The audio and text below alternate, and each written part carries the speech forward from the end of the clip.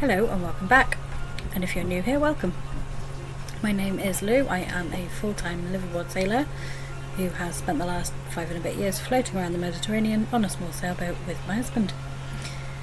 And this channel is a little bit about how we came to do that and how we finance this lifestyle without a trust fund, without huge pots of money.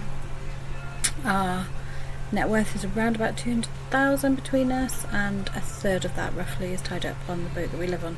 So you can see it doesn't leave a huge amount to pay for the lifestyle. And we have optimised our finances as much as we possibly can to make that limited resource work for us in the best way possible. So most of our passive income comes from property rental. I say most, all of our passive income comes from property rental. We don't have any other passive income at the moment, maybe one day. So we have 2 rental properties, and there is a history of property ownership. My father was a property developer, and the family business with my grandparents and my father was a small building firm. They built small estates, residential housing predominantly. So property's always been in my blood.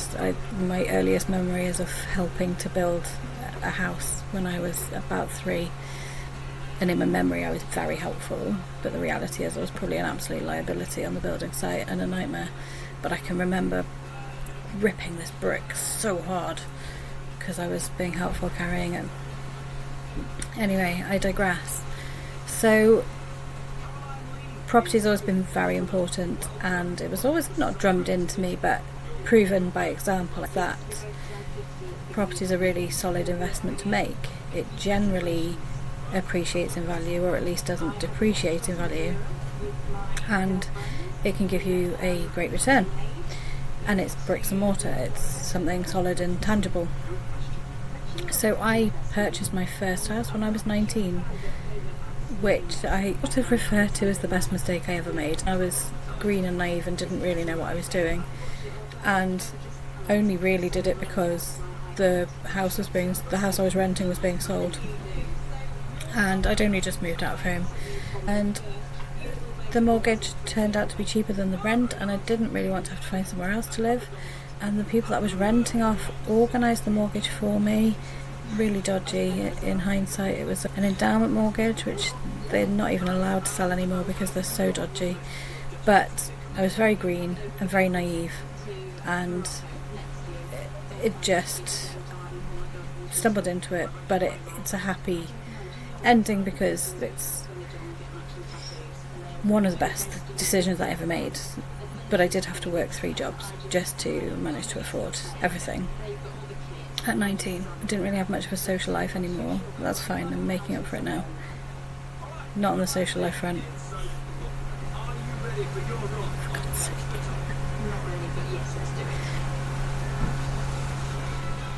Definitely worth it in the long run. So, when I moved to Wales, that property was rented out. And when I first moved to Wales, I moved there with my then partner. We thought a new start somewhere new would fix a broken relationship, but it doesn't. About 6 months in, it just was clear it wasn't going to work. Perfectly harmonious, not acrimonious ending. We stayed on very good terms, but it was clear that it wasn't going anywhere, and the accommodation that we were living in was tied to his employment, so I was a bit stuck.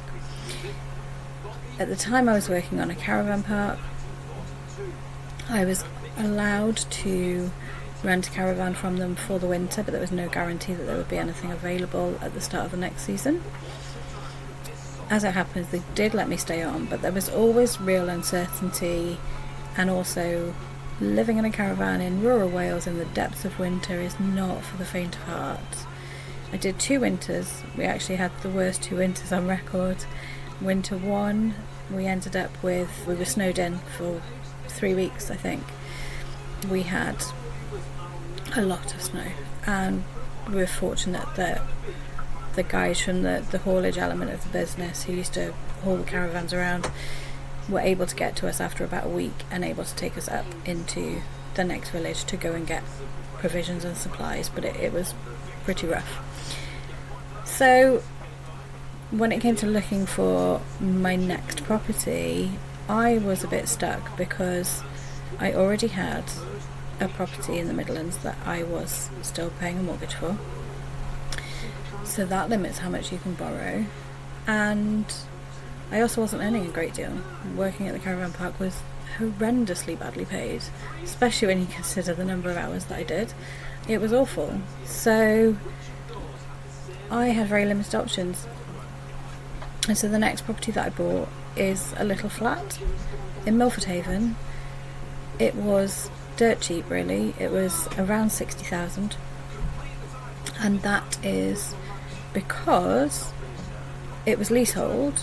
It still is leasehold, and it had limited years left on the lease, but also it had quite a few restrictions on it. So I am not allowed to rent that out as a holiday home, which is a shame because it would make a cracking holiday home. It's got great views over the Milford Haven waterway, but it's restricted. It's also above a shop, so above a row of shops. The whole block is. There's a block of 8 flats. I'm on the top floor, so it's three stories up. So you don't get any noise or anything from the shops, but any property above a shop will never have more than a 99-year lease. And that always means that there's a ceiling price to that because people don't want short leases. And actually, once you get below about 60 years left on the lease, it's really difficult to get a mortgage, which to me is crazy because your mortgage term is normally 35 years maximum. And also, on a £60,000 property, you're probably not going to actually have a 35-year mortgage. You're probably going to have 25, if not less, but it's just the way it is. So there are these little quirks within the property buying game that mean you can still sometimes pick up absolute bargains anywhere.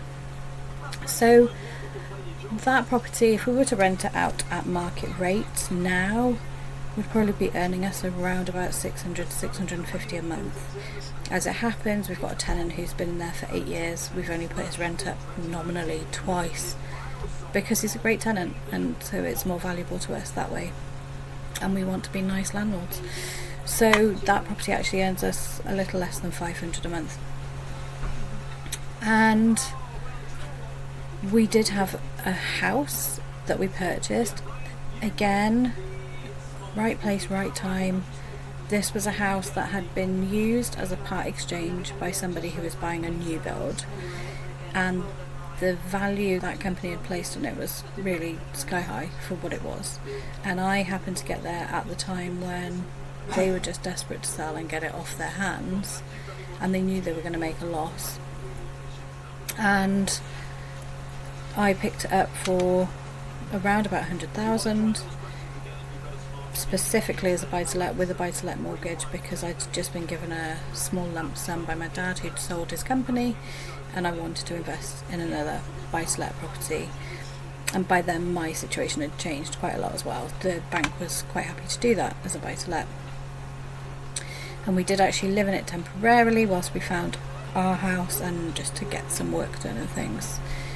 So we'd had that for a number of years, and the returns on that were around about 6%, which was not great but not horrendous. But we had a lot of capital tied up in that. When we sold our house to move on board the boat, we paid off the mortgage. So it was a big chunk of money, and we were getting to the point where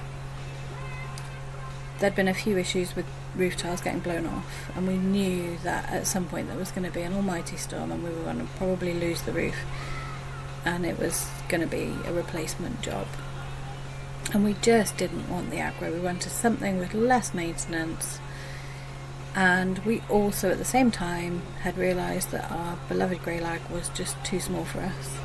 This is our first boat, I don't know, we still love her, but she was only 10 metres and she just was not big enough for us to both live on comfortably full time, especially with me working and needing my own space to work. So we knew we needed to redistribute our finances.